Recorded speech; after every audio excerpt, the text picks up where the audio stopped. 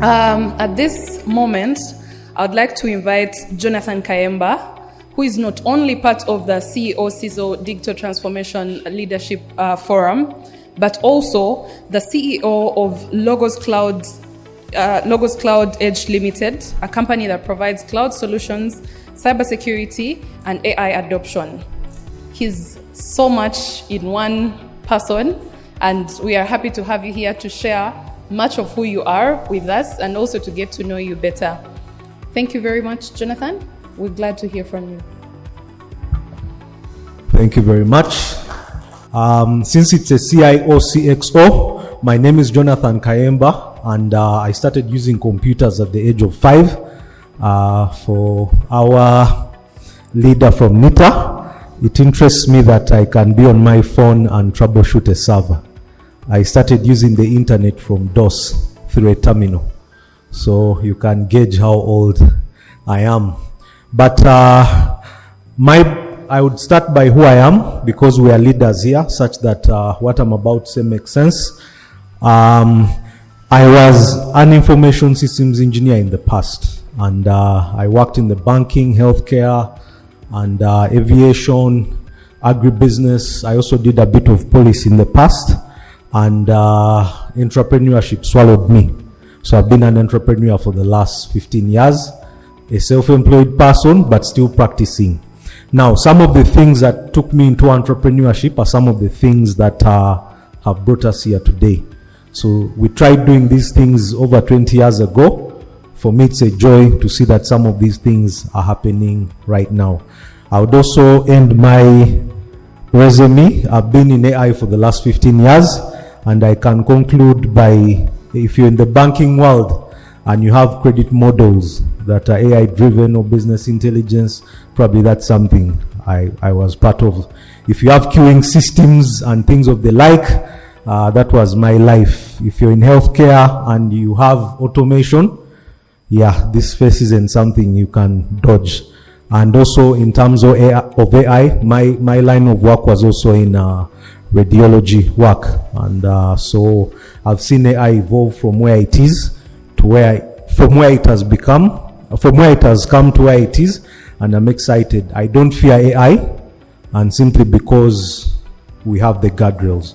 So I don't want us to fear the tool. The tool is the calculator, which is here with us. So whether we use it or not, the calculator is already here. So why the forum? The journey of the forum has been touched on in so many ways, but there are 3 things which probably we need to highlight. One, most of the things that will be said in the forum are things that we have thought about at individual level. There are things that we are burdened with at organizational level, and some of those things spill over to government. And I feel government is the biggest gatekeeper for technology. So what are these conversations? When it comes to AI and data, that's a conversation we are all stuck with. Do we use it in the workplace? Don't we use it? If we are to use it, how do we use it? And then it has so many facets. What are those facets? You have the talent, you have the infrastructure, you have policy. Now, at an individual level, how do you handle all this? It becomes a very challenging journey. And that's where most of us as CIOs have found ourselves. We say CIOs, but the IT leadership is much broader, because we have CTOs, we have heads of IT, abroad where Imon is, they are enterprise architects. So there are people also who sit at the infrastructure level. So in brief, when we say CIO, that's representative of every leader in IT. So if you're a CTO, it's not that we have excluded you. If you're an IT head, as long as you're a digital leader, the forum represents who you are. We added on the CXO because leadership especially, and the best way I can bring it is this. Strategists like the boards come up with these great things. The question is, how are they accomplished? The board will come and dictate to senior management what has to happen, and normally all that ends up on the IT desk. The IT has to figure out how all these things will happen. If we are not compliant, IT has to figure out how we are compliant, how we track compliance.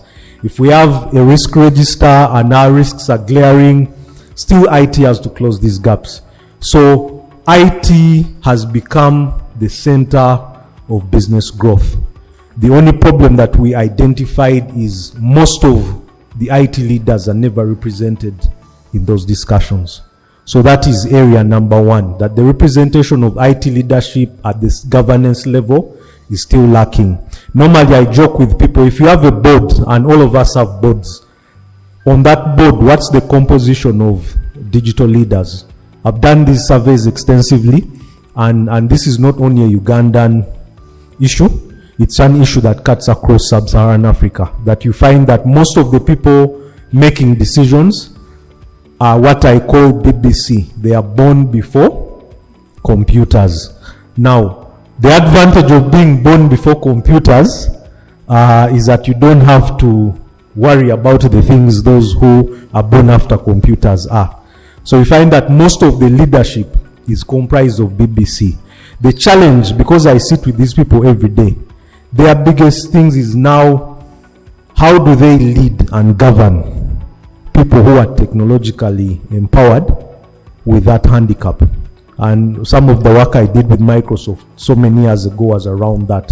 So the point I'm stressing is that the forum is going to create awareness and appreciation of digital leadership in the higher levels of governance.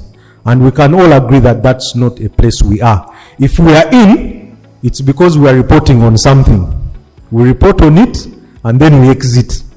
And then the minutes come the way they come. But we are not really core participants. The second thing is the silos we have mentioned. Each of us is trying to solve the same problem. And that's a very good trait that we have in Uganda. We always want to solve the same things. And if you look at what we are trying to do, you realize that then we are burning resources. Our success, people have been asking, but this CIO-CXO, is it going to stand and not be a conversation? And I can authoritatively tell you that this is not going to end as a conversation, because we have been having those conversations for decades. But today, a few bold people decided that these conversations must end. So that's the second thing, that we need to begin collaborating. And we have seen since we started meeting as leaders, I can tell you amazingly, yesterday we had the talent. It was beautiful what happened. You could see synergy at work. You could see government and the private sector in a beautiful synergy. There are things that government is doing which the private sector has no information about. And there are things that the private sector is doing that government wants to do but lacks partners. I've been in rooms sometimes and I feel for government where there's no one. And sometimes government is left with no one. So we keep complaining, but why does government depend on other people? Because those other people are the ones who are around. I've been in the conversations of AI. I've hardly seen Ugandans in these conversations. That doesn't mean we don't have AI people. We have so many. Who would ever know that I've been in AI for 15 years? And I'm not the only one. I can guarantee you there are people who have been there much longer. There are people who have been there in the 90s. There are people who have been there in the 80s. AI is not a new thing. It's been there since the 1950s. It has just become trendy and a meme of late. The final thing, why the forum, then I go into describing what the forum is. When it comes to business, something that we are all a part of, there are certain gaps or challenges that we must address. One of the burdens we had yesterday is the young people. I met them yesterday and we had very lengthy conversations. The question is, are there jobs for them? Are there not jobs? Because we have leaders there, the answer is yes, the jobs are there. But the people that are coming for those jobs are probably not the people we are looking for. So then the question is, how do we convert those people who are here in this room? This room was full of those young people, and they're just representative of a wider audience. One of them actually shared an app with me, and I like the statistics on the app. Every year we are graduating 700,000 students. The question is, I need to know what the ratio of jobs is at the moment. And I always emphasize the enterprises cannot absorb all the graduates. When I say enterprise, the telecom world, financial sector, government, what is the SME population doing? They are the majority. So since we started the forum, personally this week, I've worked 10 interns to jobs. And it's purely because I know the people's problems. There's a data scientist, good in Python. I worked them some, that one has begun this morning. 3 began on Friday. And what we are doing as a forum, all of us can do. Even in my own organization, there are certain things I'm looking at. And one of the things I was telling the young people, AI is coming at us at a terrific speed. Now, for us who are in business, I need to be able to understand the risks of all these AI tools and say, you guys can do that research for us. As the tools are coming up, identify which tools they are, do your cybersecurity, do your audits on them, and then come back to us. You would have saved us a lot of time. Because by the time we are trying to absorb these things and trying to do it ourselves, that is manpower we don't have, and unfortunately, our targets might not allow us to. So in those many words, what is the forum? Which everyone has been asking. So the forum is a community that convenes leaders in tech or technology. That's what the forum is. We convene leaders in technology. The only twist to our meetings is that we also involve other leaders. The reason we involve the CXO, CEO, COO, CIOs now are different. There is our CIO and then there is the other CIO, the Chief Investment Officer. Even CFOs, they are Chief Future Officers now. So it's not only Chief Financial Officers. So in brief, even that governance tier has also widened. So the idea behind the forum is that when we are here, the goal is for us to have conversations around things that burden the sector. And the outcome of those conversations is to be able to translate into tangible value. Does that make sense? Tangible value are the awards, the digital transformation awards. Because if we are not holding ourselves accountable, who is going to hold us accountable? We need to know on this digital transformation journey, who are the leaders? Who can we benchmark from? And there is no other incentive than actually to recognize people. I like some of the things government does because they make our lives easy. Say URA, for instance, URSB, they make our lives easy because you can go now. For some of us who were there when these things were happening, tried to start a company 20 years ago, and you see the pain. These days, all these things are digital. It's clean. When somebody asks you for the KYC, you just pick it and send. Now, you don't have to look for a photocopier somewhere and have these things sent. Now, but is that something we are celebrating? Definitely not. We have other entities like NSSF with us. SNITA is here. Not to name drop, but UBOS is here. There's so many things that are being done. But the question is, are we celebrating the pioneers in our own field? Where have you heard of any recognition of a digital leader or even innovation in our country? And yet we have the youngest population. But where have you heard of digital awards? I was attending something in ITU. It was something on data sovereignty. And somebody from Italy said something which changed my mind. When we started, we look at data, but he shifted our approach to identity. And that changed my outlook for even my practice. That for a long time we have been looking at it as data, but right now we are looking at it as identity. So in as much as we are guarding data, we also need to guard what?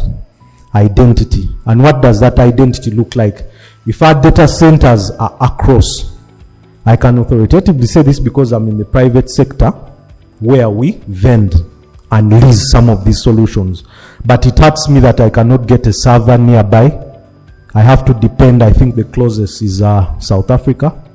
So some of these things are handicaps. And but again, where is our data?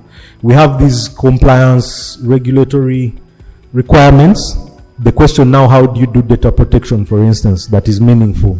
So now these are things that cannot be done by just one individual. I was somewhere at the American Chamber, and I met a gentleman who says he has a tier 1 AI-driven data center, and His Excellency Adeloku from Nigeria, but the business is based near Karuma. And I was shocked. I didn't know that again, and that's what the forum brings together. Now, the question is, how do we work with all these people? You could be there, and your strategy this year is probably to get a data center. But somebody has a data center that's looking for clients. Somebody's looking for data center that's looking for manpower. And that's why the forum exists, really. The forum is a legally incorporated body. We are a company limited by guarantee, and that's by design. And secondly, the fora has strong governance. So we have an advisory council. Some of the members you've met, they are here with us.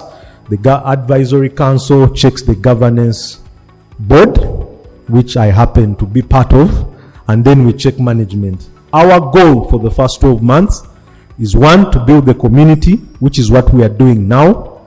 And then 2, we need us to become part and parcel. So how do you become part and parcel? We are not an association, so we don't have members per se, but we have programs and projects that we are running. The goal is that we take part in these programs. So the way you become affiliated to the forum is taking part. And the people who have taken part are probably some of the sponsors you've seen, and they've been supporting even when this was an idea maybe so many months ago. So that is how we take part. Every one of us can take part, whether at institutional level or at individual level. So